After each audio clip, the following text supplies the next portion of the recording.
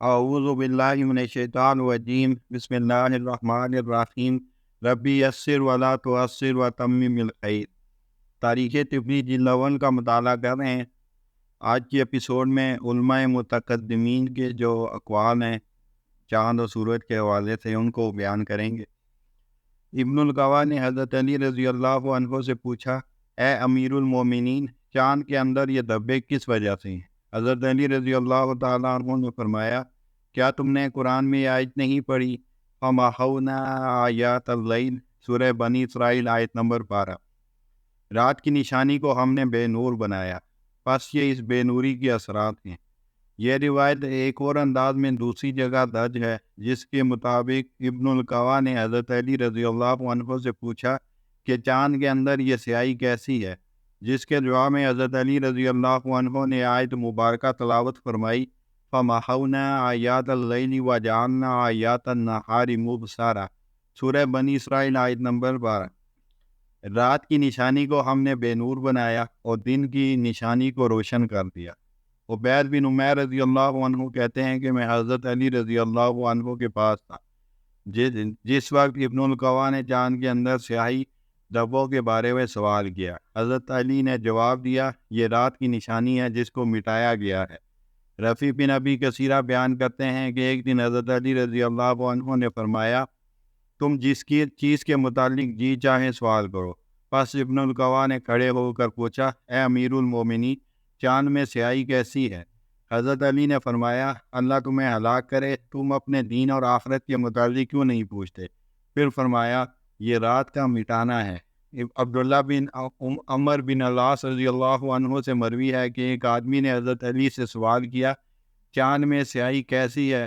حضرت علی رضی اللہ عنہ نے جواب میں آیت مبارکہ تلاوت فرمائی، وَجَعَلْنَا اللَّيْلَ وَالنَّهَارَ آیَاتَيْنِ فَمَحَوْنَا آیَاتَ اللَّيْلِ وَجَعَلْنَا آیَاتَ النَّهَارِ مُبْصِرَةً، سورہ بنی اسرائیل آیت نمبر 12۔ دیکھو، ہم نے رات اور دن کو دو نشانیاں بنایا ہے۔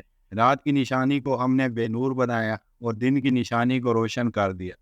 ابن عباس سے اس آیت کی تفسیر کرتے ہوئے بیان کیا ہے کہ محو سے مراد رات کی تاریکی ہے۔ ابن جری حضرت ابن عباس سے نقل کرتے ہیں کہ چاند سورج کی طرح روشن تھا، اور چاند رات کی نشانی ہے اور سورج دن کی نشانی ہے، اور اس آیا فَمَحَوْنَا آیَاتَ اللیل کی تلاوت فرمائی، اور محو کی تفسیر میں کہا کہ یہ وہی سیاہی ہے جو چاند میں ہے۔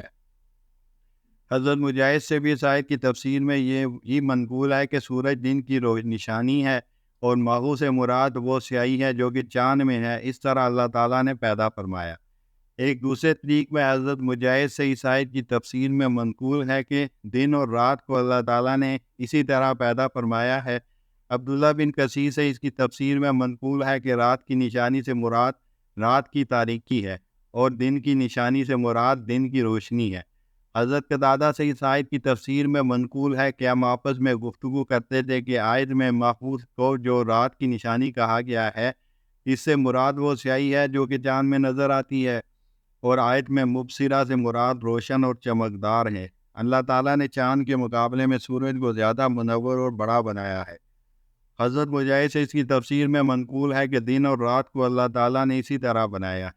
ہماری رائے، میرے نزدیک اس بارے میں جواب یہ ہے کہ اللہ تعالیٰ نے سورج اور چاند کو دن اور رات کی نشانیاں بنایا۔ پس دن کی نشانی تو وہ سورج ہے جس کے ذریعے دن میں دیکھا جاتا ہے، اور رات کی نشانی چاند بنایا ہے، اس کو مٹایا یا محو کیا اس سیاہی کی صورت میں جو کہ اس کے اندر پائی جاتی ہے۔ یہ بھی ممکن ہے کہ اللہ تعالیٰ نے اپنے عرش کے نور سے چاند کو بمثل سورج بنایا، پھر چاند کے نور کو رات کی نشانی کے طور پر مٹایا، جیسا کہ اس سے پہلے بیان ہو چکا ہے۔ اور یہ بھی ممکن ہے کہ سورج کی روشنی اسی لباس کی وجہ سے ہو جو عرش الہی کے نور سے منور اس کو پہنایا گیا تھا، اور چاند کی روشنی اس نور کے سبب ہو جو کرسی کے نور سے منور تھا اور وہ چاند کو پہنایا گیا تھا۔ بس یہ دونوں حالتوں کے اختلاف کا سبب ہے۔ ہمارے خیال میں اگر ان دو احادیث، حدیث ابو ذر غفاری اور حدیث ابن عباس رضی اللہ عنہما میں سے جو بھی سنداً صحیح ثابت ہو جائے تو اسی کے مطابق قول اختیار کریں گے۔ مگر ان کی اسناد کمزور ہیں، لہذا ہم جائز نہیں سمجھتے کہ کسی قول کو نہ حدیث کی بنا پر رد کریں۔ اس کے علاوہ ہم یقینی طور پر جانتے ہیں کہ اللہ تعالیٰ نے سورج اور چاند کی اوصاف و احوال میں اختلاف مخلوق کے فائدے کے لیے رکھا ہے۔ بس اسی وجہ سے سورج کو درخشاں اور تابہ بنایا، جبکہ چاند کو مدھم روشنی والا بنایا۔ ہم نے چاند اور سورج کے متعلق کچھ اپنی کتابوں میں بیان کیا ہے، جبکہ بعض تفصیلی احادیث کو جان بوجھ کر یاد نہیں لکھا۔ اس کے علاوہ زمین و آسمان کی تخلیق کے واقعات بھی تفصیل سے بیان نہیں کیے۔ اس کی وجہ یہ ہے کہ ہم نے اپنی کتاب میں زیادہ تر واقعات انبیاء و رسول اور بادشاہوں کے زمانے و تاریخ کے متعلق لکھنے ہیں۔ تخلیق زمین و زمان کی تاریخ اجمالاً صرف اس لیے بیان کی کہ کیونکہ تمام تاریخ عالم و انسانی سے ان کا واسطہ ہے، لہذا ابتدا میں اس کے متعلق چند معلوماتی بیانات لکھ دیے ہیں۔ نیز ہم وہ تمام تفاصیل بیان کر چکے ہیں جن میں اس بات کا ذکر ہے کہ اللہ تعالیٰ نے اپنی مخلوقات کی تخلیق کی ابتدا کب اور کس طرح شروع کی اور کب اس کام سے فارغ ہوئے۔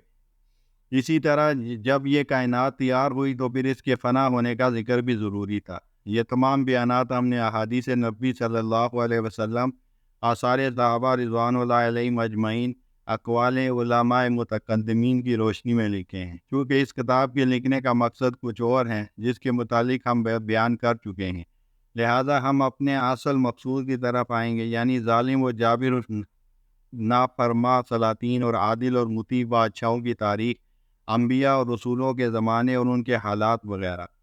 چونکہ یہ سب کچھ لکھنے سے قبل زمانہ وغیرہ کا بیان ضروری ہے تاکہ تاریخوں کی تصحیح ہو سکے اور اوقات کی پہچان ہو پائے۔ سورج اور چاند کا تذکرہ بھی اسی لیے کیا گیا ہے تاکہ دن اور رات کی گھڑیوں کا اندازہ ہو سکے۔